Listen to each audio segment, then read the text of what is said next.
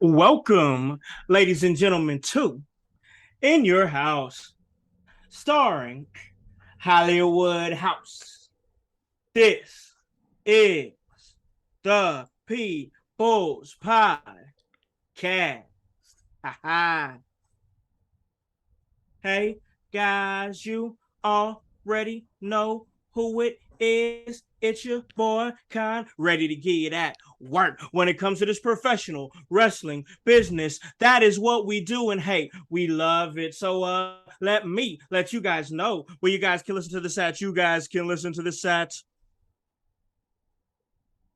Apple Podcast, Spotify, Spreaker, Stitcher, iHeartRadio, Himalaya. Hey, you don't have an Apple device? That's all right. We're on Google Play. Anywhere that you guys are, we can get to you. And it is time to look at the clock. I'm checking the time because the last time that I checked, In Your Howse was the hottest professional wrestling podcast in the Midwest, because we hit you with that work round the clock. You guys all ready? Know what it is, and you guys already know who I am, and that is the director, Hollywood House, ready to hit you another jam-packed and exciting episode of the podcast that you love to love, and that is In Your Howse. And hey, it's time to talk a little wrestling with a hip-hop feel, hitting you with those LA vibes. We're back. We're going to give it to you, daddy. We're going to give it to you in your house. And that is exactly how we intend to give it to you, and how we have been giving it to you for almost 3 years, Jack. And that is right here at In Your Howse. And guys, man, we really appreciate all y'all's patronage. I just want to start off by saying that, man, y'all been putting in that work over on our Facebook page, and we truly appreciate what y'all doing. Downloads on the podcast is up, views is up, and man, we truly appreciate you guys hopping on down, sliding on through, wiping off your feet, and coming kicking it with the household. And of course, you already know that we do all this work. We got you guys coming in and coming into our world, and a lot of that has to do with this man right here. And he's always doing what he do. And my goodness, this week he's been doing it a little bit too much. And that's curating some chaos. And that's my man, my co-host, my producer, the marvelous Mr. Bell. How's it going, bro? Yo, what's up, Con? Yo, what's up, household? What is up? My name is the marvelous Mr. Bell. I call myself the Farnsworth Bentley to the man, the director, Hollywood House's P. Diddy. I am the curator of chaos. I am the curator of content. I am the curator of sometimes controversy, but I am here for you, the household, for your entertainment, because I love you. Hey, me and the household love you too, bro. All right, so that's what the vibe is here at In Your Howse. You know, this is what and here's the thing. It's a yin and yang type situation here, man. That's what I'm seeing, is that it's like me, I'm just kind of like, I'm flowing, man. I'm flowing like the water. I'm just like, just you know, flowing. And you're like, you know, like coming out the gate with that 5-5. You know what? Look, I do this for the set. I do this for the household. And you know, somebody has to take on these controversy. Somebody has to take on this chaos. Why not me? I can do it for y'all. I will do it. Man, it'd be a double-edged sword, bro. I'm trying to tell you. No, in realness, yeah, controversy kind of follows me, and it's wrestling. Sometimes we get into things that you know, we may regret after, and it's okay. We live and learn, and we will do better from these things. Hey, one thing that I always wanted for the set was to be notorious, and I think that we're pretty well damn notorious with you in the set, bro. Do my best. I do my absolute best. All right, man. All right, we got a really great episode here in your house. It's gonna be a movie, as it always is. And man, it is basketball season. It's starting to pull up, bro. We got, we got a whole lot of stuff in wrestling. We look for wrestling. We look at wrestling, and we look at the controversies of wrestling. We also think about the controversies of the NBA situations. Absolutely. Situations such as the stuff going down with Kevin Durant, crazy stuff going down with that.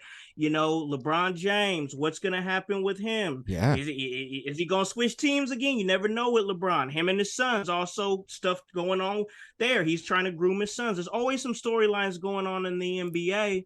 And, you brought up a really good point. We was over in the group chat and was like, man, what if we made some cool comparisons, parallels, as it were, between professional wrestlers and NBA players. So we got a really, really cool segment for you guys later on. Bell, man, that's gonna be real cool, bro. Yeah. Hopefully, you guys stick around. Hopefully, the household sticks around and checks this out.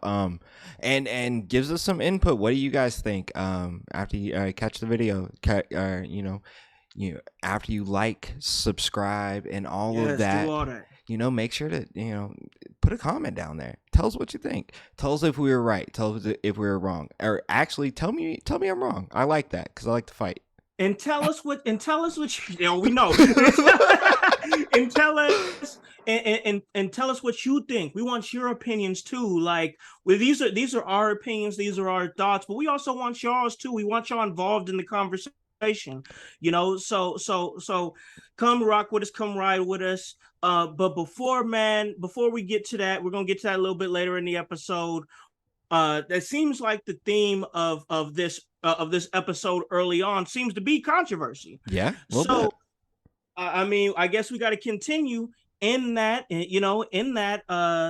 frame of mind here. Look at me smoothly segueing into the next segment here. And we talk about controversy, big controversy going on involving Andrade and once again, Sammy Guevara. And Sammy Guevara is always seemingly finding himself into these situations. Sammy. Can you go ahead and break down for the household kind of what happened and what we're looking at? I know a lot of our listeners look at the dirt sheets and they might already know, but I feel like a brief synopsis is something that we should give them. Yeah. Okay. So what I gather is that when Sammy Guevara wrestled Andrade, apparently Sammy Guevara said that Andrade hits a little hard. And maybe he was saying some things back in the backstage, whatnot. Well, this got to Andrade. He allegedly confronted Sammy, and Sammy said, "No, it's okay, bro." So I'm very, very confused. One thing Andrade said was that he's wrestled with guys like John Cena, Sheamus, guys that really do hit hard. And they've never had a problem with him. And if Sammy can't handle that, maybe he can't handle wrestling, which Sammy took offense to that. Sammy is not a striker, and he's a talker, which I kind of get. I might be Sammy. Fuck. Well, he's a high, but he's also a high flyer. I mean, he's got that form, but once again, like you said, not a striker. Yes, not really a striker. So. Of course, Sammy being Sammy, he cut a Twitter promo on Andrade, and Andrade rebutted back to it, saying that, like, if dudes like Sheamus, John Cena, and whatnot can handle it, why can't you? Right.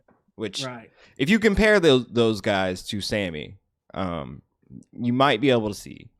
I mean, it's a difference, dog. Is a tad difference, just a little bit. So from what I understand here, he basically went ape shit on Twitter. Like we've Sammy has been somebody who's been the center of quite a few controversies in the last year or so, and we'll get into that. Absolutely. And he basically told Andrade go back to WWE. He brings up his father-in-law. The only reason that he is where he's at is because his father-in-law, of course, we all know is Ric Flair. Yes. And it just became an ugly situation where Sammy Guevara, who we know has a past of not being the most mature young man in the locker room, Yes. uh, uh, comes out, has diarrhea of the mouth or diarrhea of the fingers on Twitter and starts unpacking stuff that doesn't even need to be unpacked and handling it in a way that is completely unprofessional in the midst of a locker room that is just coming off of some pretty serious turmoil, and they probably don't need any bad PR like this at this time, being so close to said peril earlier a few months ago. They probably don't, but also this is a sign of the times of AEW. Or not, maybe not a sign of the times, but this is the atmosphere in AEW. Let's not confuse this. Right. Like, this is the atmosphere that has been presented in AEW, and this is the atmosphere that they continue to have. Maybe guys like Chris Jericho, who are supposed to be locker room leaders and mentors to Sammy Guevara, should be pulling him aside. And not to say that he's not, because I don't know. Right. We don't know. Right. But you would think that conversation would be had from two individuals that seemingly are rather close, or at least they have mad mutual respect for each other. Yeah. You got to think that with everything that is going on, and I know how close Chris Jericho is to Sammy Guevara. He's really taking him under his wing. But once again, like you said, we don't know that he hasn't done that. We don't know that anything hasn't been said. But I also know Jericho kind of he's Chris Jericho. He's going to keep doing what he's doing. Yes. And Chris Jericho likes to feel young. Chris Jericho likes to feel alive. He's just kind of living for his moment. So, as somebody who I can see him living that lifestyle, and it's almost, I fear that it's bordering Ric Flair type vibes, and I don't want to see him in that light, at least starting to go into that other stage where it's like, hey, kind of overstayed your welcome, buddy. Right. But at the same time, it's like, I want him to still be that guy that says, Sammy, hey, come on, man, cut this silly mess out. You got a prime spot on one of the biggest wrestling shows in the United States right now, the second biggest one. Like you gotta start acting like a professional. Right. And if he's not, that's what I would chalk it up to, is that Chris Jericho is doing Chris Jericho and having fun and living his life and not worried about trying to be nobody's mentor. So it's a situation where Sammy has been put in a spot that literally I know hundreds of people, hundreds of wrestlers that I know personally that would love to be in that spot, that are working towards a spot like that. So like, dog, just be a professional, like look in the mirror, grow up a little bit. That's right. all I'm trying to say. Like, I'm not trying to say at this point, me personally, I'm at a point where it's like, dog, I'm starting to think that, is the juice worth the squeeze with this guy?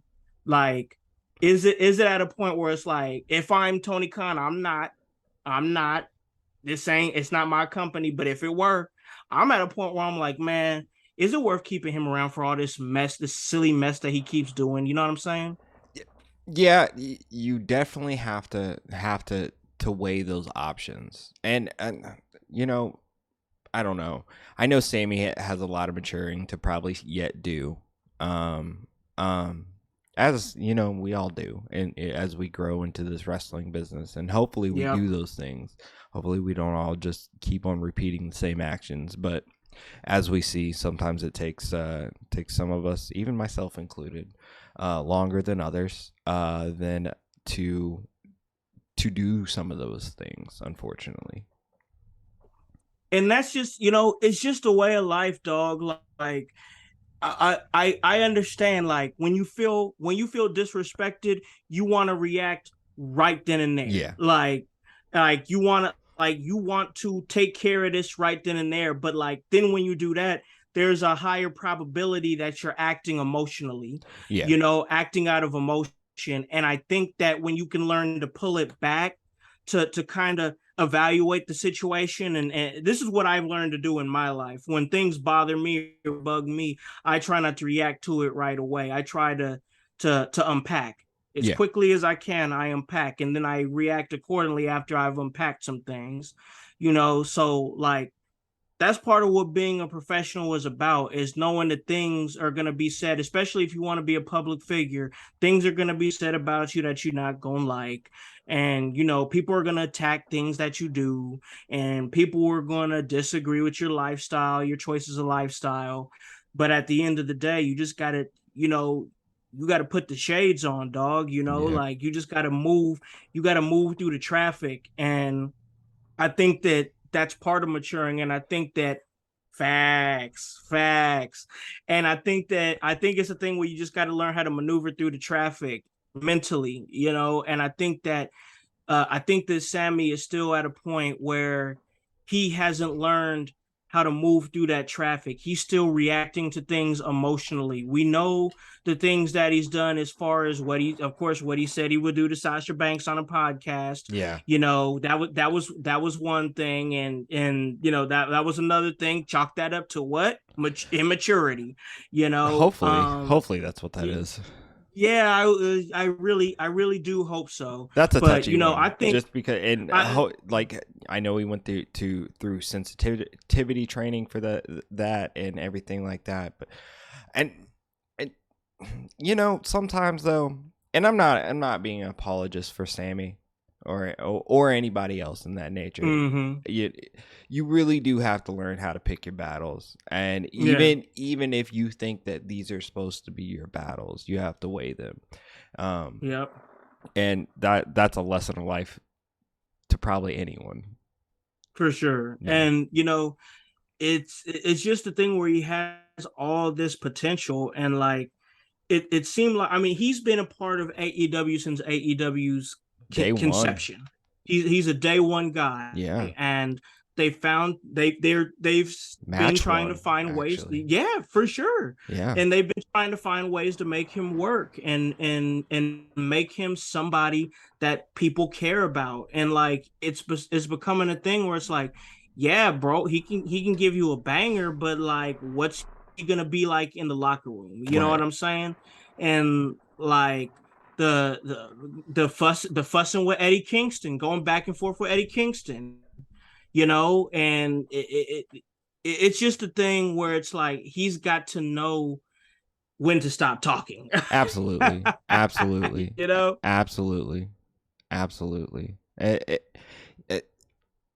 Maybe he needs a Twitter monitor, as maybe more of us do too. Oh, true. Yeah, I totally get it. Yeah, it's easy. I think when you're somebody like Sammy Guevara that seems to react to things emotionally, I think that for that split second or that minute or whatever that he's so upset that he's reacting out of pure emotion, I feel like that he forgets how many eyes that he actually has on him.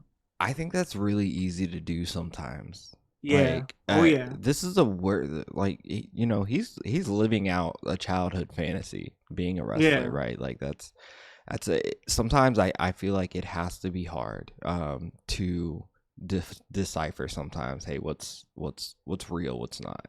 And Yeah, especially to be like such a young kid still, honestly, and for still sure. maneuvering through things. Absolutely. Like I totally agree with that. But this also, but the big thing about it is the timing is so bad because of the recent stuff with CM Punk. Everybody already looking at Tony Khan like, hey, we don't really acknowledge you as a leader, and just this belief, because perception is reality. Your perception is your reality until you see something else. Right. And the perception right now is that AEW's locker room is kind of a free for all. It's kind of, the inmates running the asylum.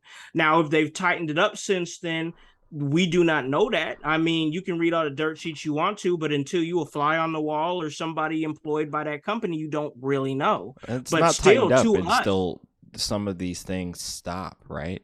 yeah. But on our end, us seeing on the outside looking in, we're seeing this situation as like, well, AEW can't keep their locker room under control again. It's starting to become a trend. We starting to see where it's happening.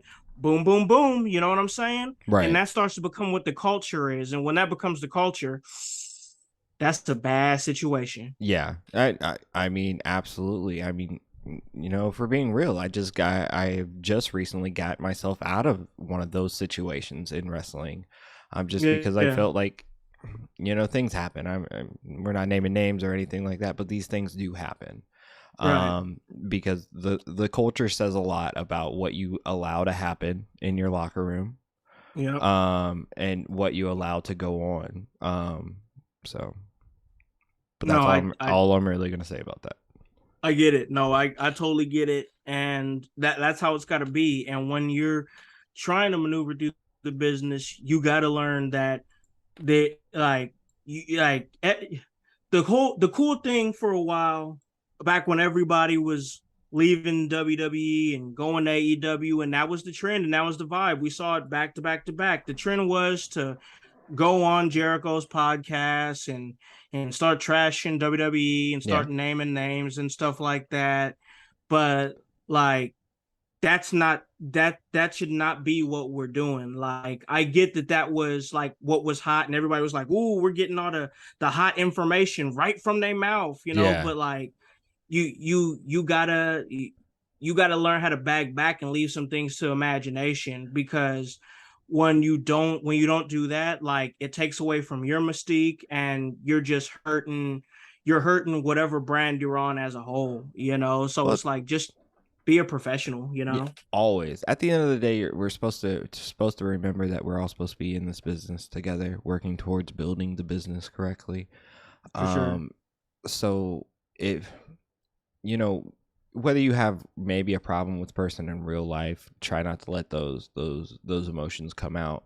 But in wrestling, you're not supposed to bury your opponent, or I would assume this would extend a coworker to the point where somebody is going to question whether they can really even do these things.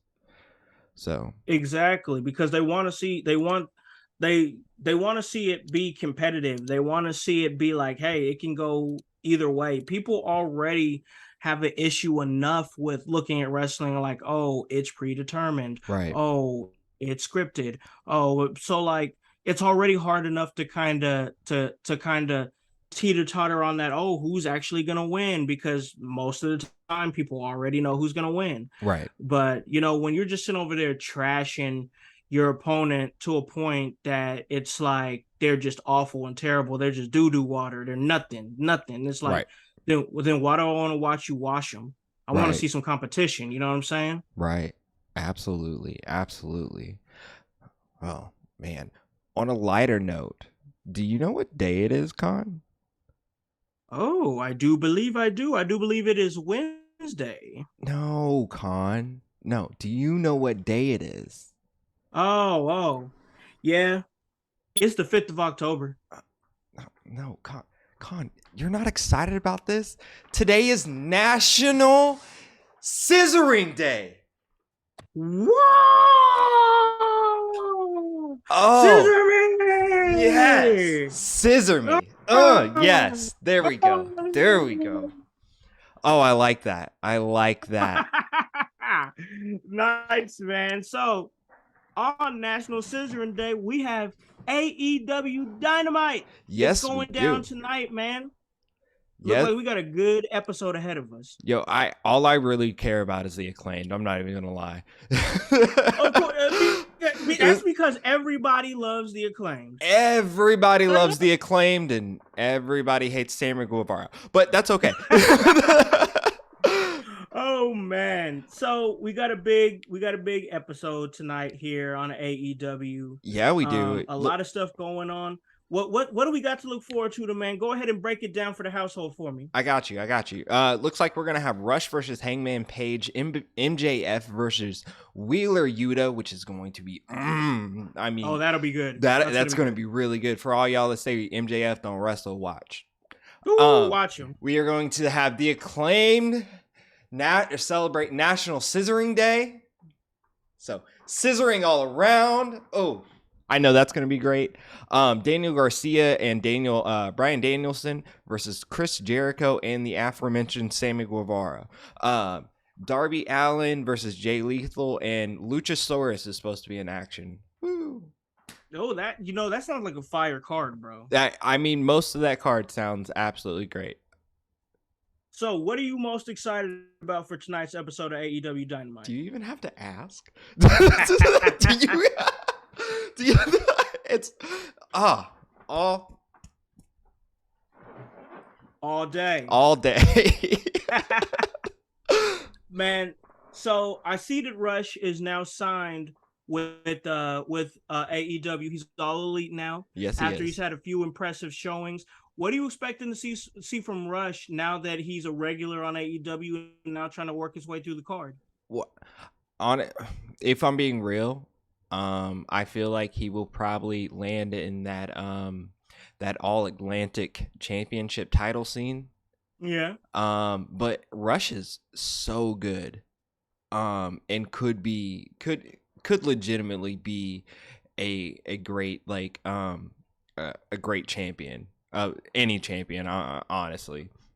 But I think we'll see. I think we'll see this in the test against Hangman Page. And maybe this will open some eyes to Rush, much like Chris Jericho opened eyes to Bandito. More eyes to Bandito last week.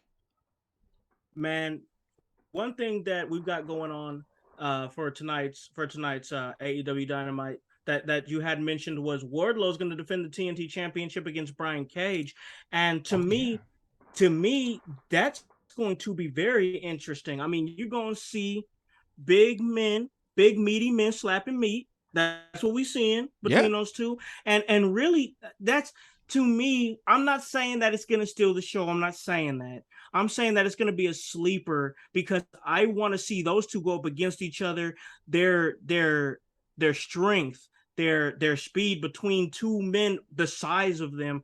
I think that it's going to be interesting. Do I think it's going to be a technological marvel? No, I don't. But I do want to see these guys hit each other hard, and I want to see them hit each other fast. Yeah, I think you're correct in the fact that you said it's going to be a sleeper. It definitely has been a sleeper because I even forgot the match was going to happen because I think AEW forgot the match was going to happen because they didn't even. I think they're doing an open challenge. I think he answered their open challenge. Well, yeah, I think so. I remember seeing a flyer, but there's been absolutely no build up to this match, no story, and hopefully this will set up some good new interest for Wardlow because I ain't gonna lie to the household. I think brother's kind of stale. I'm just saying, great power guy. Oh yeah. Think he's kind of stale. Once you say Wardlow's world, I'm dead. And if you guys go back and listen to the old episodes, it was maybe a few months ago during the time where he was feuding with MJF. I remember even saying that my fear was that he was going to break away from MJF and this feud was going to stop, and then Wardlow was going to stop being interesting. Yeah. And I'm not ready to say that we're exactly there yet. I'm saying that if they keep pushing him the way that they're pushing him and not really knowing what to do. No, because that's somebody that, like, I feel like that's somebody that you got to know what you're gonna do next with him. Yeah. You know, Yeah, like absolutely. he's got such ability and such a good look, and yeah, he's not the most interesting on the mic, but he hits his points when he needs to, and that's something that he can grow into, much like somebody like Roman Reigns, who grew into being somebody that was a better talker and a better storyteller on the mic. Yeah. I I think have he can absolute get faith. there. I have absolute faith in Wardlow. Don't get me wrong. All right, and Me I'm too. sorry to cut you Me off, Con. too. You're good. You're But good. like I like you said, we have had that same fear since day one. But it's hard. It's also very, very hard to I think work with someone the caliber of MJF and then go from wherever Yeah. after. It's like, where do you go next after you were a part of such a epic feud? Like, Yeah. and the thing about it is MJF is just whatever he does, like he does it magically. It's somebody Yes. who takes a little extra care into what he's doing to make the story that much better. Something that, I mean, honestly, a lot of wrestlers don't understand is that, man, if you can be one of those guys that can go in a match and tell great stories, like, you kind of got a complete package. Like, there is like a medium there that if you could figure it out, you know. But He's gonna show people again tonight as he beats Wheeler Yuta, and it's going to be marvelous, if I can say so in my devil worshipping self. it's gonna be great. Yes. It's gonna be great. Listen, man.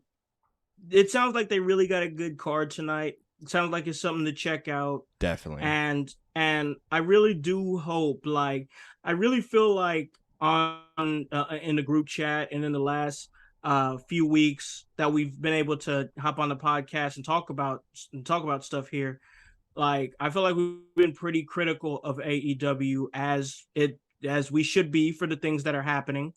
But I mean, I still want to see them do good. You know, Yeah. like, I still want to see them put out great shows and fantastic matches and content that people care about, and introduce new characters and give people and give wrestlers on the indies chances to be seen. I love what they do with AEW Dark, you know. Yeah. Like, AEW Dark is really helping out a lot of people in a lot of different areas. Everywhere they go, they take somebody local and they give them a spotlight, and I just think that that's something really cool and really special, that people are getting that opportunity to say, hey, here I am, you know, and have content on that level, have promo photos on that level, have match graphics on that level. It's something that I think is special, and, like, I want to see them win for those reasons. Absolutely.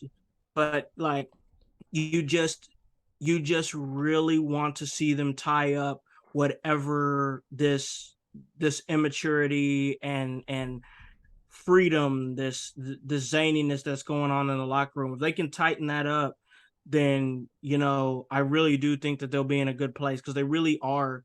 You know, I have no problem saying that they really are doing great things for not just wrestling in the mainstream, but for the indies as well. Absolutely. Absolutely. Like I think we are both in agreement that we just want to see all wrestling do well. I don't care if Yeah. it's a local promotion or AEW, WWE, New Japan. I don't care what the promotion is. NWA. I want them all to do well and all to thrive and prosper, and for to all wrestlers and wrestling personalities alike to eat.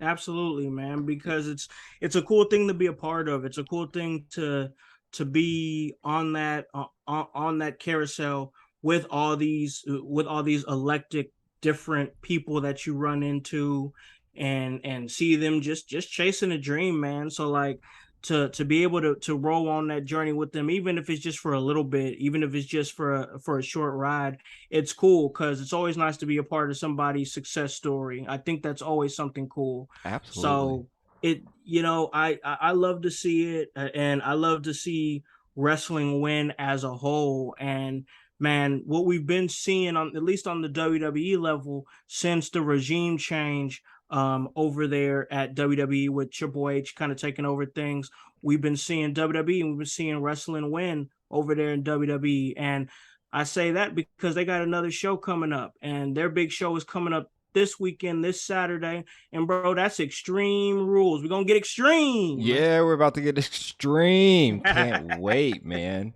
So like, and I don't know about you, this match card is looking pretty good. Looks like we got Liv Morgan, Ronda Rousey for the SmackDown Women's Championship, Matt Riddle and Seth freaking Rollins in the fight pit. The fight pit. Yes. That's gonna be cool. That's gonna be cool. I think I'm most excited about that one. Yeah, me too. If I have to say so myself. Drew McIntyre and Karrion Kross in a strap match. That one's going to be fun too, I think. Yeah. Yeah. That'll be a good one too. Absolutely. And we'll have Bianca Belair versus Bayley for the Raw Women's Championship in a ladder match. Oh, man.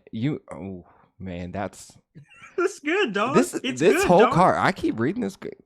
As I keep going down this card, I'm like, man, this is going to be a good card. Dog.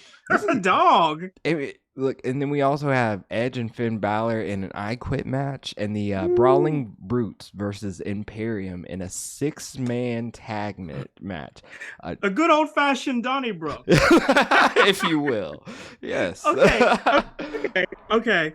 So, right off the bat, what I'm liking about this show is it feels like for the first time in I can't even remember how long, every single match actually has a stipulation. Yeah, they do. Yeah, every single match. Every single one. I forgot to mention even the Liv Morgan Ronda Rousey match will be an Extreme Rules match. So anything goes in that match, as will the whole show. And that's going to be, see, if you're going to do a theme pay-per-view, do a theme pay-per-view. Yes. Don't have 2 Extreme Rules matches, then everything else is a singles match, because like I feel like you're short selling me. Like I feel like I'm going to Extreme Rules, I feel like every match it's got to go extreme. Yeah. It's got to go extreme. Yes, and everyone is probably going to have to top the last one, which will be hard. This is going to be one of those cards. Plus, we may see the White Rabbit.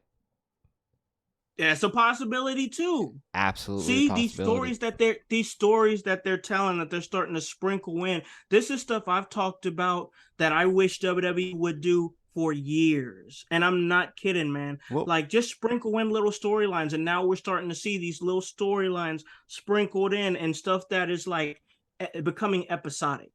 Absolutely. Well, I'm starting to believe now when Triple H said, "We hear you," that he actually heard all those years. Yeah. No, it took a while. It was like, I hear you, but he don't. Yeah. So, thankfully, he is at the helm, and he is. He's doing great things, right? So like doing good work.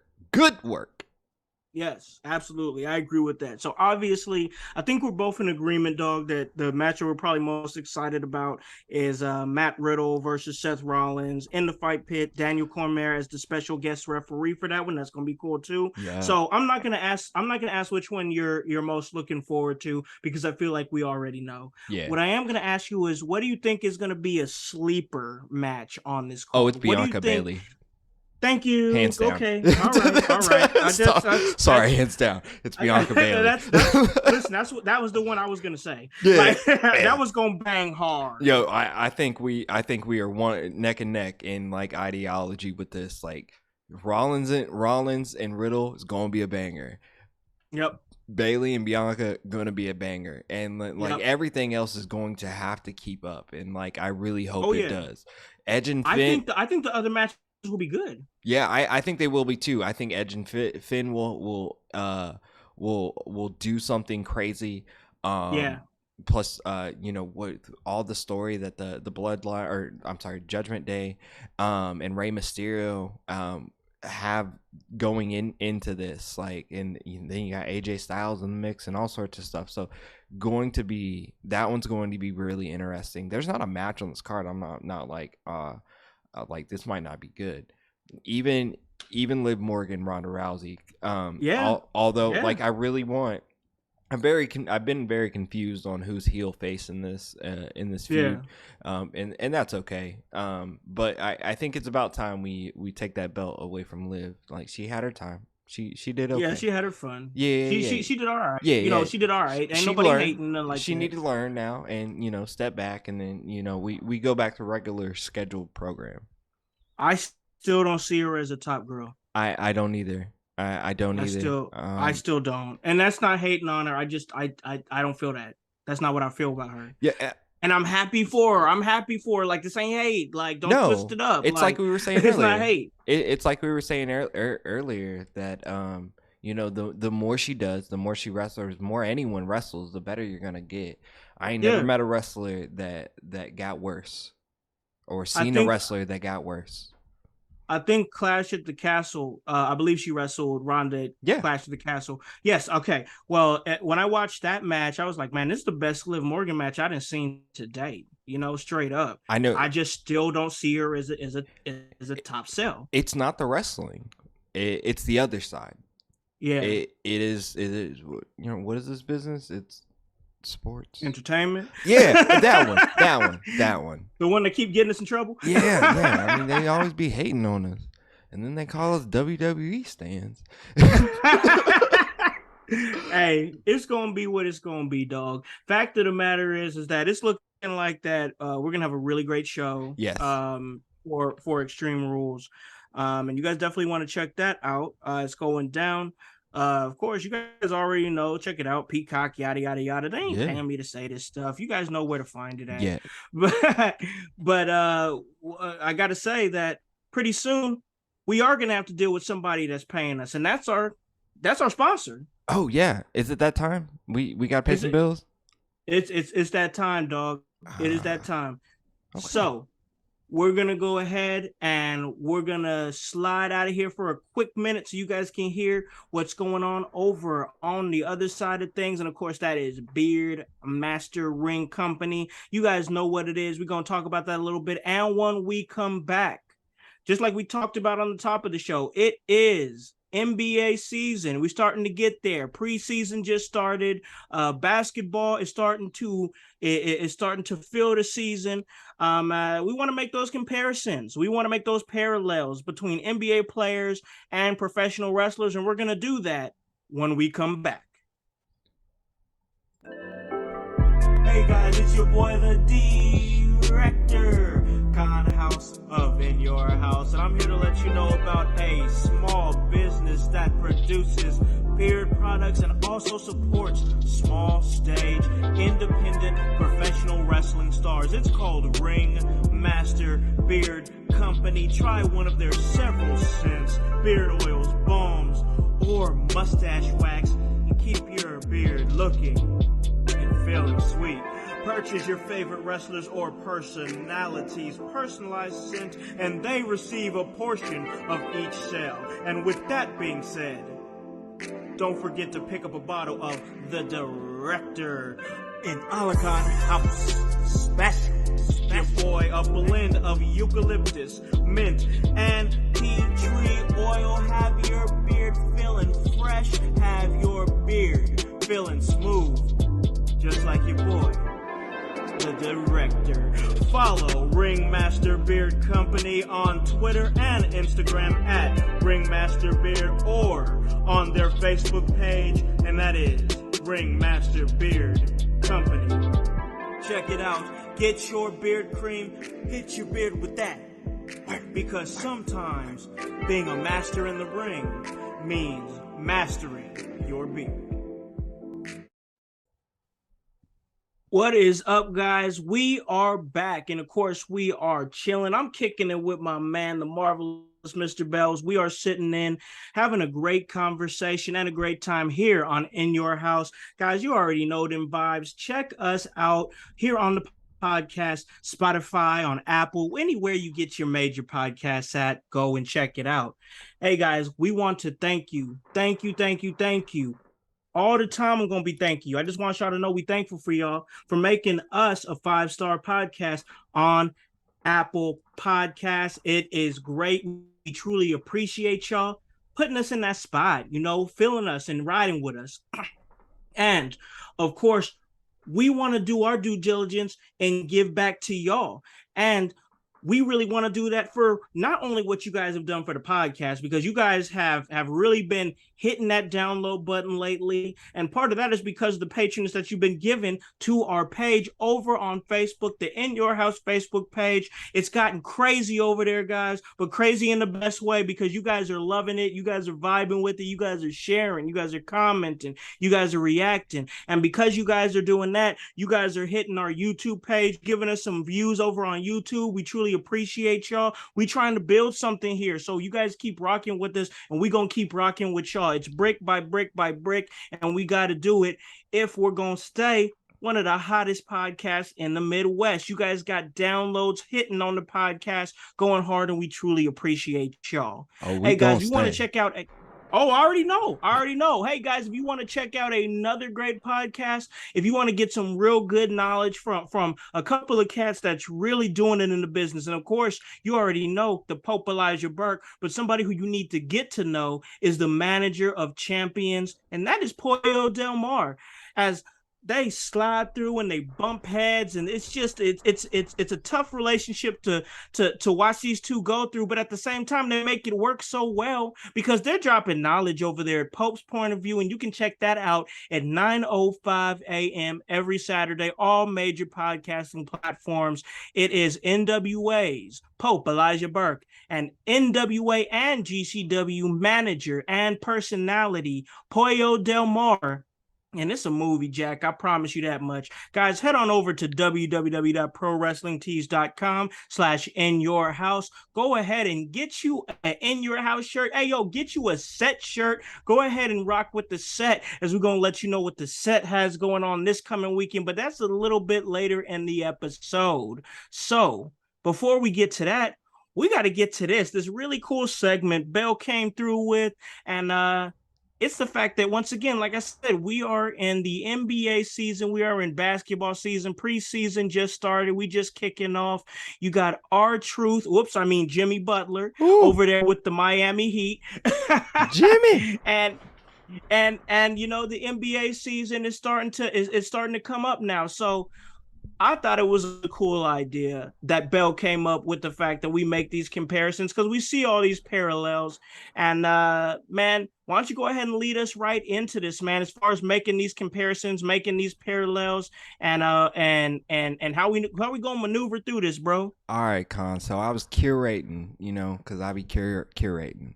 It's my job, and like literal.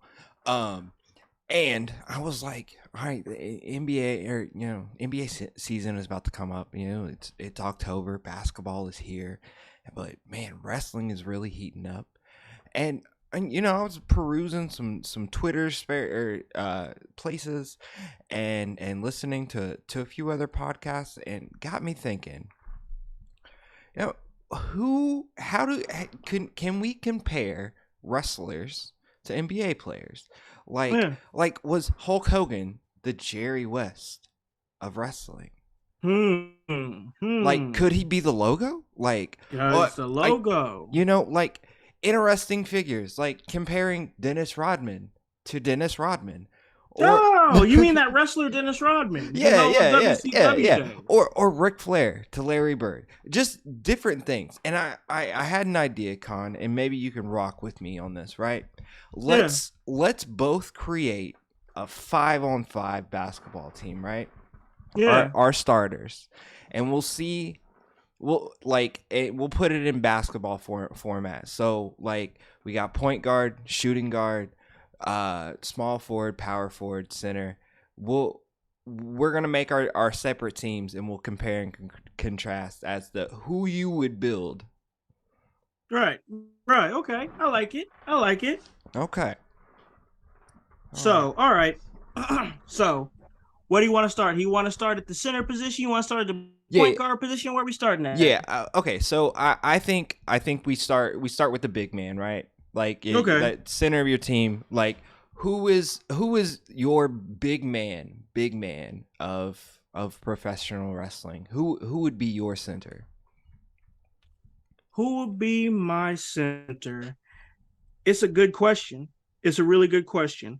when I think of somebody in terms of being a center and in terms of just being that big man and being that big presence, it's weird because this is a guy I will go with because of his size, because of his size as a wrestler. But then I see some of these parallels between each other, and so I want to go with Kane.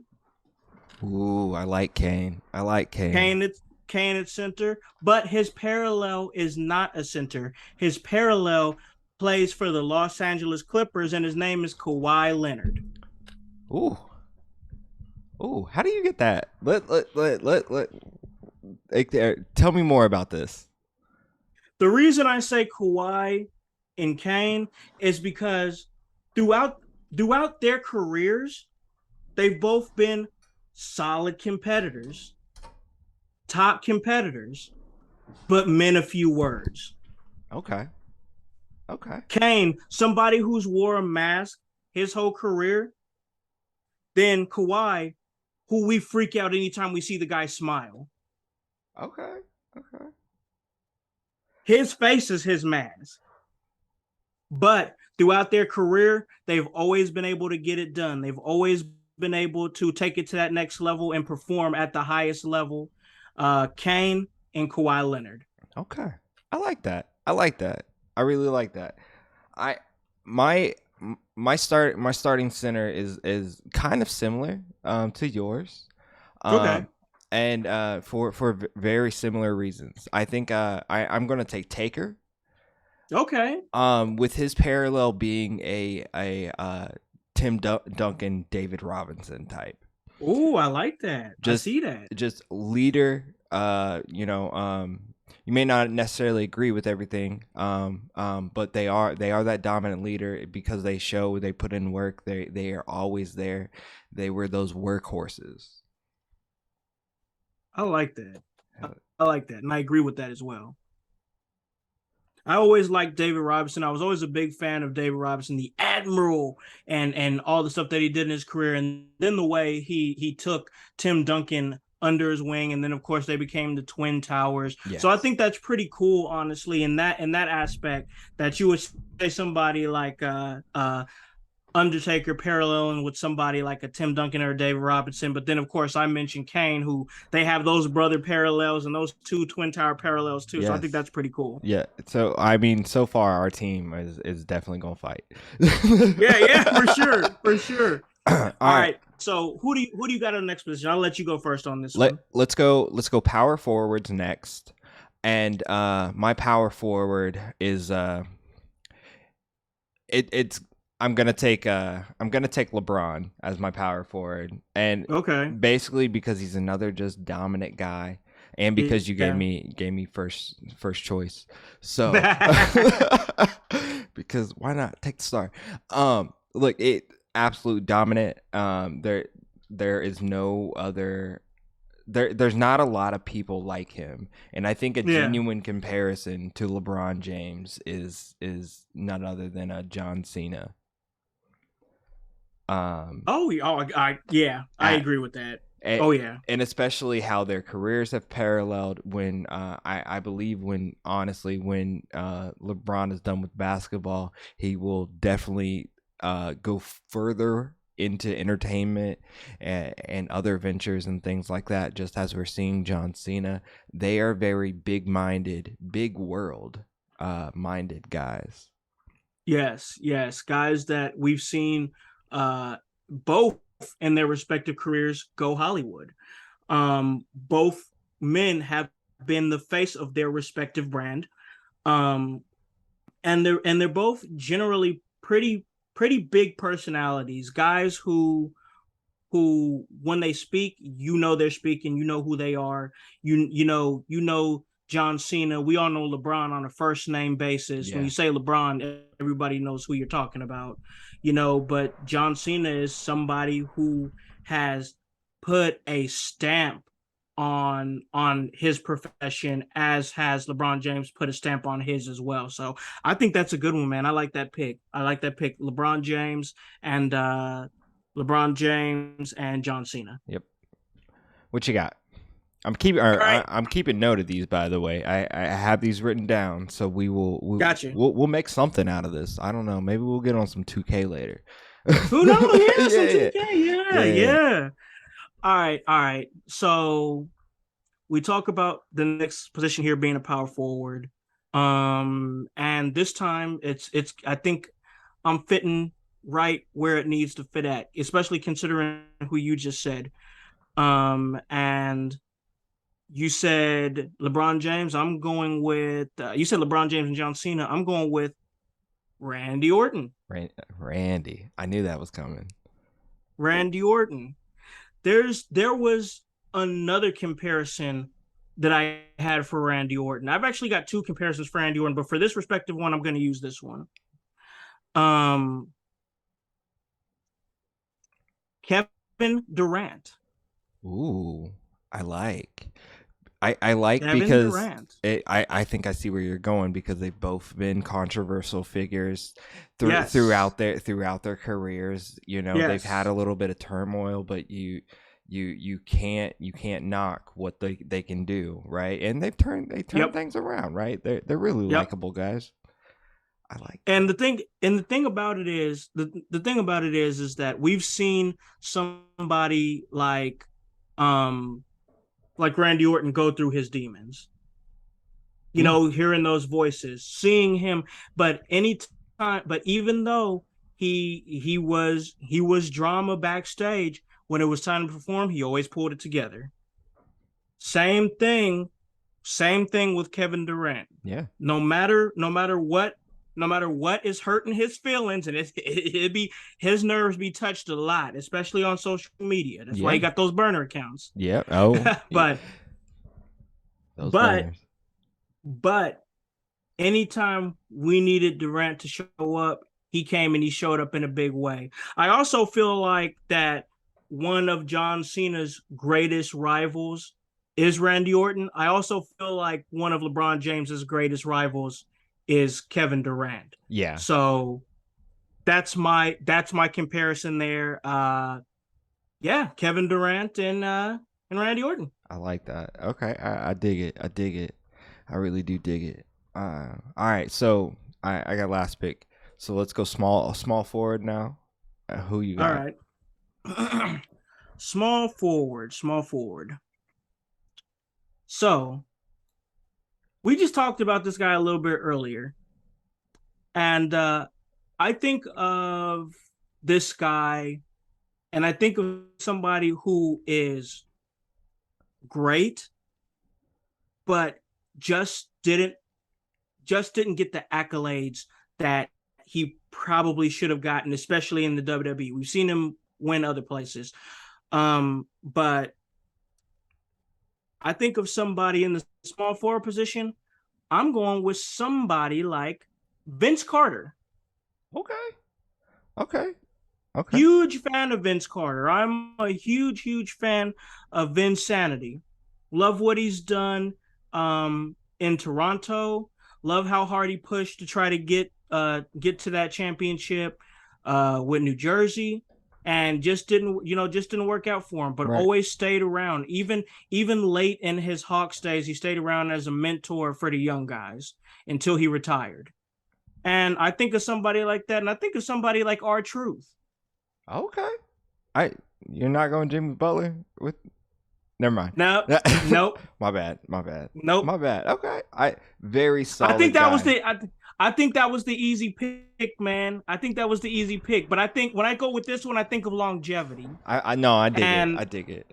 I joke. I joke. I kid. I kid. oh, But I already know. I I know get you, go. good. I get you, dog. But like I think the longevity of Vince Carter in the league was something that was really cool to see. And I think the fact that he really didn't like try to go to a super team or try to win a cheap championship or anything like that. He just kind of did his thing and just kind of balled, for Yeah. for however long his career was. And I feel like that's the same thing with R-Truth. Like R-Truth is just kind of balling, Yeah. like he's just kind of, anytime they need him, he's there and he's available and he's ready to go, and he's entertaining anytime he is on there. Just like during the course of Vince Carter's prime, he was very entertaining to watch. Slam dunk champion. And I just see parallels between the two because of longevity and because the work ethic that they both put towards their career for such a long amount of time. Yeah, Vince Carter and R-Truth. Okay, I dig that. I dig that. Dig that. All right. So, for my small forward, I want a guy who's not afraid to do work, to get dirty, to fight if he has to. Right. So my small forward is going to be Ron Artest. Ooh, love Ron Artest. I'm a huge fan of his. Yes, I've loved him since forever. We still should have won a championship that year. Oh my god. But we ain't gonna talk about that. Man. Yeah. The guy I'm gonna take for that role, that dog fighter guy, is I think I'm gonna take an Eddie Kingston. I like that. That's good. That's good. I like that. Yeah. Expand on that. Well, so I think, honestly, those two guys are just normal dudes. Like, the best thing about Eddie is that he's just some normal dude that's like really good at wrestling, right? Yeah. And like Ron Artest always gave me that vibe that he was just this normal dude that's just really good at basketball, right? And but he wasn't afraid to punk nobody. He wasn't afraid to do his fucking work. Excuse my language, but you've been in the house. You took your shoes off. It's cool. Like, they weren't afraid to be in the paint, and you need a dog. Yep. You need a dog in your team. So like, that's my guy, that Ron Artest and Eddie Kingston. I like that one. I like that one a lot. That's a good one. All right. Shooting guard. Here we go. Shooter. Who's shooting for you, man? All right. So my shooter is MJF. Okay. All right. And I will also and just for my own for my own reference, my player is Reggie Miller, because I feel like neither one of them are afraid to shoot. We're afraid to shoot, say what they gotta say, right? Yeah. And they put in work. I don't think they were ever afraid of missing. Or at least in Reggie's case, he wasn't ever afraid of missing. And that's something in it of itself. And he didn't let missing like deter him from shit. He still took his shot because he knew he was the best player on his team on the court. So, and I think MJF is that guy. He's not afraid to shoot his shots, and he's not afraid to miss.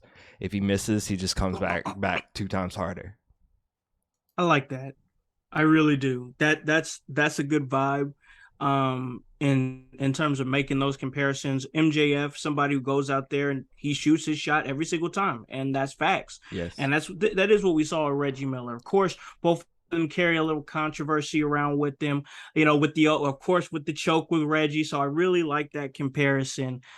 Good comparison there at the shooting guard position, Reggie Miller and MJF. So I guess that brings it to me. Yes, sir. And I'm playing some. I'm pretty privy to basketball, so I'm playing some small ball, bro. Okay. I'm playing small ball. I see that. Yep. Super small. I'm playing small ball, so I got two point guards in the backcourt, bro. Yep. And this first one here, you talk about somebody who's not afraid to shoot, who's not afraid to take those tough shots, who's not afraid to be on the spotlight, who's not afraid to be a leader, who's not afraid to be looked at as a family man, who's not afraid to put something on his back and be the face of it. And even if he's not the face of it, he's fine with letting somebody else do that, whether it be somebody like a Klay Thompson or somebody like a Kevin Durant. And I'm talking about Steph Curry. Like it. And Steph Curry is somebody who is a leader, somebody who is like, hey, I want to be that guy. I want to be the face. I'm willing to also be a team player. I'm also willing to let other people get their shine. And anytime that the ball comes to me, I'm going to shoot it. I'm going to make it. And it doesn't matter how far away from the rim I am, I'm going to make it. And when I make parallels to somebody like that, to that type of greatness, I make parallels to somebody like the visionary Seth Rollins. I like that. I like that. I like That's my that. vibe, man. I like Seth that. Rollins. Seth Rollins is great. Steph Curry is great. I see parallels between those two. Okay. Okay. I like that. That's my vibe, man. I That's like my that. vibe. I like that. I like that. All right. Who you got leading your team? Who's All calling the right. plays? All right. Man, this is gonna be such a crazy parallel, but I think that you'll vibe with me when you when you kinda see. Okay.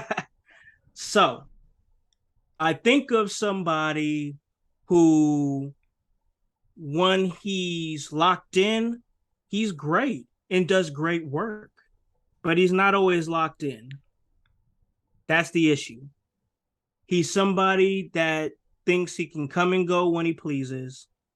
And he's somebody that is very, very strong on his convictions.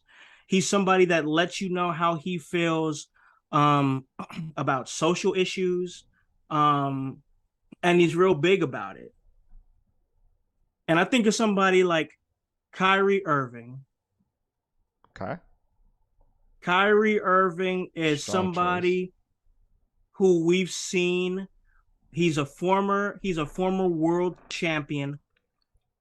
He's not the same as he used to be, but when he's on, he's on.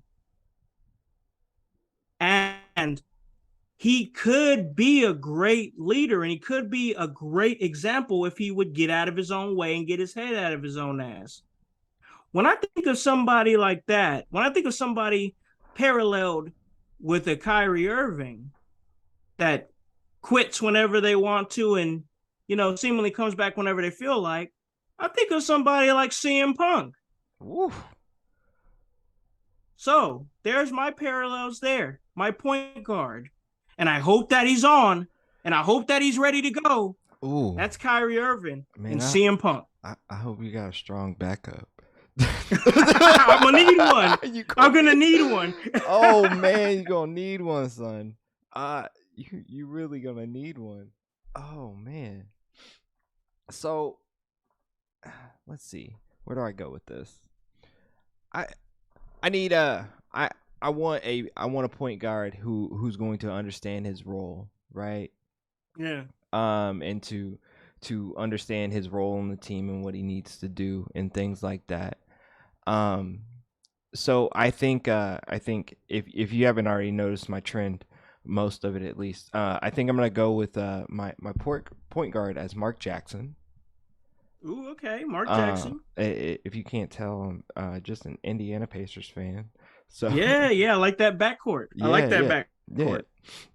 So and then a guy that I see that's like that really just comes in, has done his job, is there for his team and things like that, and just works, is the Miz. I like that. Okay. So Okay. The Miz and Mark Jackson. That's good. I dig that, bro. I dig that vibe. Hey, do you got any honorable mentions? well, so we throw out some people we were thinking about in the group chat, like Yeah. Trey Young and maybe Sammy Guevara, Yeah. but also maybe Sammy is more of a Kyrie Irving. I'm not sure. Maybe. Like Maybe we get very we get in outspoken, there. things like Yep. that. Who else did we have? Ben Simmons to Austin Theory, Yeah. That's a they tough keep one. because they both keep missing shots. Man. and you want to see them live up to their full potential, but it's like, what is their full potential? Absolutely. That's the question. Absolutely. So I like that. That's a good one right there. One that I really thought of, honorable mention, was Shaquille O'Neal and Brock Lesnar. Yeah. Big freak athletes that just dominated and could got some personality too. They both got some Okay. personality. Yeah, absolutely. So Shaq, Brock Lesnar. That's another one that I thought about. I, I think I was thinking that Randy Orton is kind of like a Kobe. Like Yeah, I I could see like that. I That was my second comparison. oh, okay. There we go. I think I I I think in their mannerisms, it's just because they were so naturally talented. But R.I.P. Kobe and everything like that. But like Kobe was naturally talented. I know he had to work at things like that, at some things, but like that parallel with Randy, and Yeah. you know, I also having a father in the business.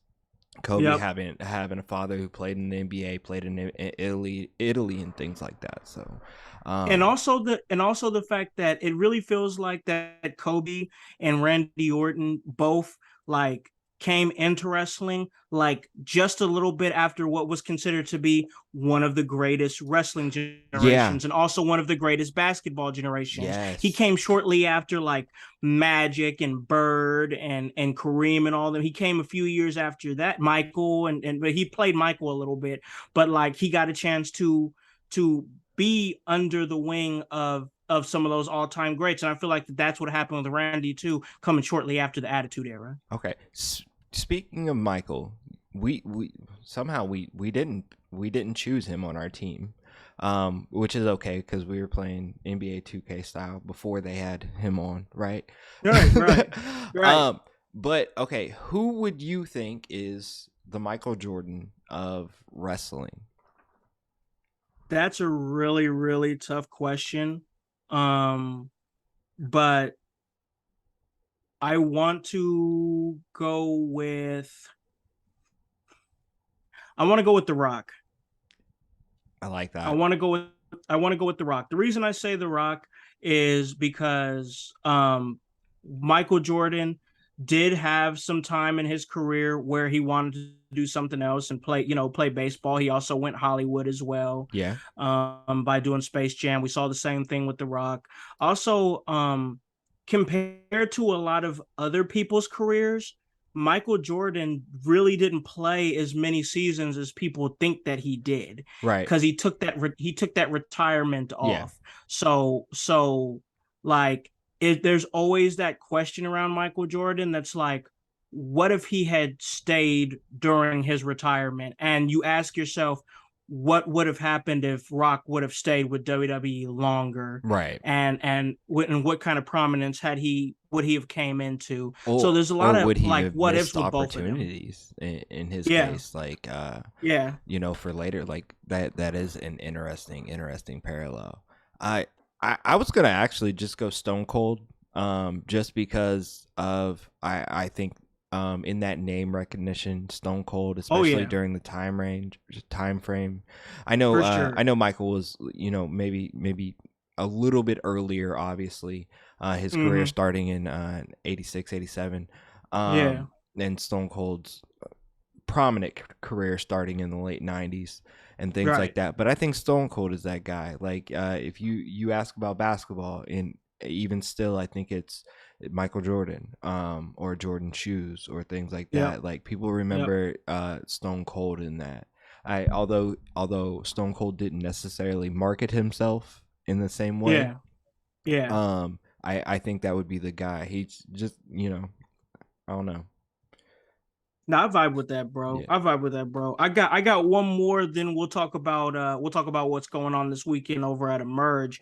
Can't wait. You already mentioned I know that's gonna be great. You already mentioned Undertaker, but like I see some parallels between Undertaker and somebody like Karl Malone. Okay. I know we say Karl Malone and Karl Malone, but like the comparisons that I see between Karl Malone and Undertaker is that they're both considered all-time greats. They both, they both have had very, very prominent careers. I mean, Karl Malone is like, I believe he is the scoring leader, if not number two in scoring, I believe. So I have to check my stats on that. I'm sure Yeah. you guys will correct me if you guys are out there basketball fans. But like, and of course, Taker being great for having the streak and having consistent work throughout the course of his career. But both of them are at this point in their career, they're both kind of boomers. They're both kind of boomers. So Yeah. like I see that too. Like Carmelo don't really like to associate or interact or do any of that stuff. He kind of stay to himself. Undertaker's kind of the same way. Yeah. But like, yeah, I just see them as both a couple all-time greats that went on to become boomers. I can see So that. yeah, that's where I'm at there with that. And now that we've got through that, which that was a really great segment. Hope you guys enjoyed it. These NBA and professional wrestling comparisons. Hope you guys enjoyed that. Give us feedback. Let us know what you think. Did we get some right? Did we get some wrong? Did you agree? Did you disagree? What do you think is what's some of yours? What's some of Right. your guys? What's some of comparisons? Maybe we had some comparisons we didn't mention that you guys want to throw out there. Let us know. When this drops, because we're going to drop this today on October 5th ahead of tonight's Yeah. AEW Dynamite. And this weekend on the 8th, we got a big show. It's going here locally, right here in Yeah. our area. It's going down over in Columbus, Indiana, and that is Emerge. And that is Bump in the Night. And man, it's gonna be a movie because you know the set is going to be in full effect that night, and it's gonna be a great night in Columbus, Indiana, man. Yes, sir. Yes, sir. I can't wait. They're gonna have matches like Justin Kyle and Sam Beal with Ooh, good one. yeah. And of course, looks like we're gonna have a fatal four-way with Chet Ripley, Chris Moore, Nate Matthews, and Jordan Cage. Oh yeah. A women's match with Charlie Cruel and Vivian Lamb. Still trying to figure out who that is, but we'll soon see. I looks like vacant. And Deontay Davis with Big Mike D. Oh, and they've got a heated rivalry going right now. Yes, they do. Bro Yes, they pulled do. up on him in State Farm and beat him down in State Farm. Like what? What Yeah, was dog. Jake there? I didn't see Jake. He might have been in his office, but it was a beatdown that was going down. Jake didn't help. He just sat up there and let it happen, bro. I mean, bro, man, Jake's getting too big for his head, bro. Man, man, continuing this card though, it's gonna be a great night because we are gonna have full set representation where we're Yes, gonna we have, are. yes, we're gonna have the right-handed guy, the enforcer of the set. He's gonna finally put the nail in the coffin of this feud with Arthur MacArthur, and man, he's gonna get dog walked literally because it's going down in a dog collar match. Yes, I can't wait for that. That is going to be something to see. As a matter of fact, I'm gonna be there. I'm gonna be there front row for the set. Nice. For the set, bro. You already know them vibes. And we're going to need it. And we trying to add to the set, dog. That's what we're trying to do. We trying to put more hungry hustlers on. That's why this match don't even have to happen. This next match that's going down. And I got my man. I got Mr. Broadway. The Beast of Broadway is going to be pulling up. Kendall Fires. He's teaming up with the Emerge Outbreak Champion, the world's most dangerous game. That's Paragon. And they might be pulling up and we might be dipping out with a couple extra members because being a director of the set, I strongly advise that the Emerge Tag Team Champions, and that is Nakeem Avant and Matt Diesel, No Limit Demons. I like their potential. I like what they got. I think that they can make some big moves if they go ahead and join the set. But the downside of things that if there's really no answer here that's gonna be anything else besides yes. Yeah. Because if they give us any other answer besides yeah, we joining the set, they the tag team champions. They proud to be the tag team champions. The gold look good on them. But if the answer is no, then we collecting. You want to say no to the set, then you wasted set time. You wasted the set's time. You waited that long to tell us no. So we taking some interest. And that interest is those Emerge Tag Team Championships. Ooh, man. It sounds like them boys is gonna lose them shiny new belts that they just acquired. Hey, all they gotta do is say yes, dog. And all y'all got to do is come out to Columbus, Indiana, and come check out Emerge 62, Bump in the Night. Hey, anytime that Emerge comes through, anytime that Emerge is putting on a show, and anytime that the set is involved, you already know It's gonna be a movie. So that is for the set going down. That's bumping the night. Emerge 62, Columbus, Indiana, October 8th. Come and pull up, have some fun with us. And I feel like this episode was a whole lot of fun, dog. We had a Yeah. great time. I really enjoyed this episode, but we got to slide out of here. And because we got to slide out of here, we got to let them know where they can catch you at. Where can they see you curating some content and some chaos, bro? Well, okay, if you're here, you already know you can find me, the marvelous Mr. Bell, the Farnsworth Bentley, to the man Hollywood House, the director's P. Diddy. You can find me on Facebook at Curator Bell, but of course you can find me on In Your House, just right here, right here, probably where you are, right? Just and find all the curations that I'm putting out there. But other than that, I across all social medias at Curator Bell. I made it super easy for all of you.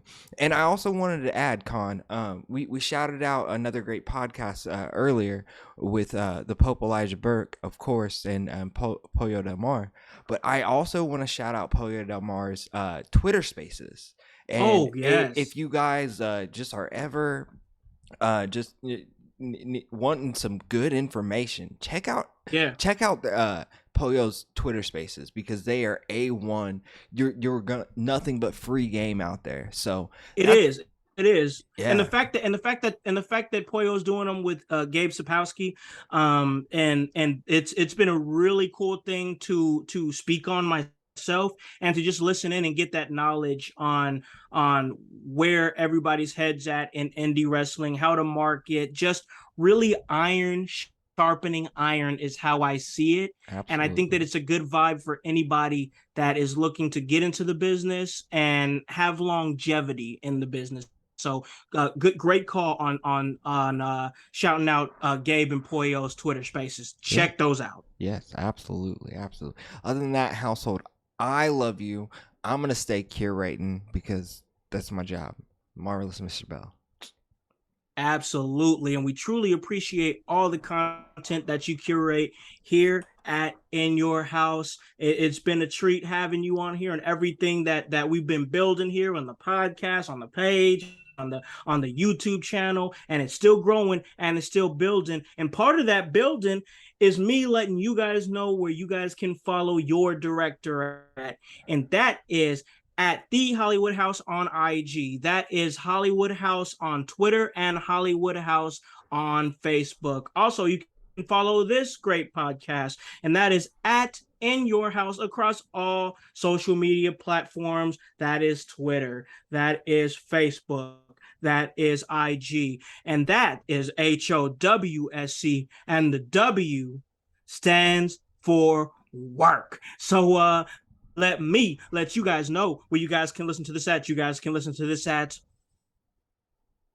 Apple Podcast, Spotify, Spreaker, Stitcher, iHeartRadio, Himalaya. Hey, you don't have an Apple device? That's all right. We're on Google Play. Anywhere that you guys are, we can get to you. Hey, guys, make sure that you guys are heading up over to Columbus, Indiana for Emerge 62, bumping the night. It's gonna be a movie. And then when you guys are doing that, go ahead and hit those phones up and go to www.prowrestlingtees.com/inyourhouse so you can go ahead and get this work and you can go ahead and get this shirt. And guys, we tell you this all the time. Hop on this bandwagon, get on, or get gone. Because the household, well, we still going mighty strong. You guys have a great day and a great rest of your week. Peace.